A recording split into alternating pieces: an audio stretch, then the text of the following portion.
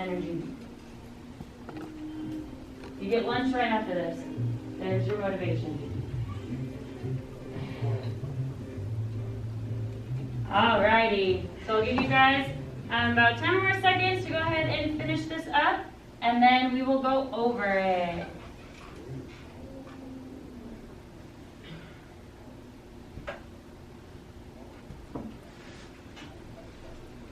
Alrighty, so if we're looking at this, if we're going to choose any number, someone give me a number between 1 and 10. 2, so if we look at 2, then we're going to add 2 to both sides. So 5 plus 2 is 7. We keep our inequality sign. 10 plus 2 is 12. Give me a thumbs up or thumbs down. Is 7 still smaller than 12? Yes. So then, that inequality is still true. Correct. Someone else give me another number.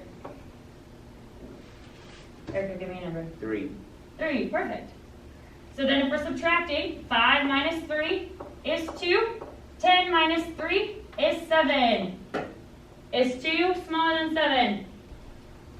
Yes. So then that inequality is true. Someone else give me a positive number.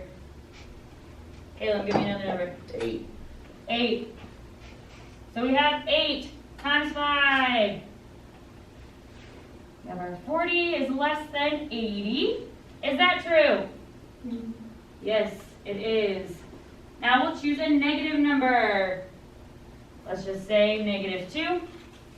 If we have negative 2, negative 2 times 5 is a negative 10. We have our less than. Negative 2 times positive 10 is negative 20. Is negative 10 less than negative 20? You said yes. We Caleb? all know. You said no? You're right, it is no. Correct. Because we multiplied by a negative number. And so since both these are negative, negative 20 is smaller than negative 10. If we choose another one, let's just do 5 to make this easy. We have dividing both of them. 5 divided by 5 is 1. 10 divided by 5 is 2. Is 1 smaller than 2? Yes, perfect. So that one is still true. And then our last one, we'll do negative 5. If we have our negative 5 divided by 5, we get a negative 1. And our 10 divided by negative 5 is negative 2. Is negative 1 less than negative 2? No. No.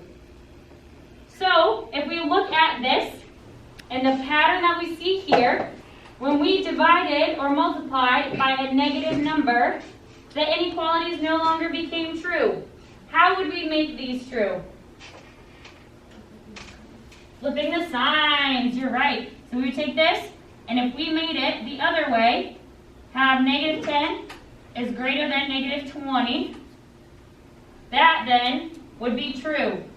And if we flip the sign on this one, so we had negative 1 is greater than negative 2, that is correct.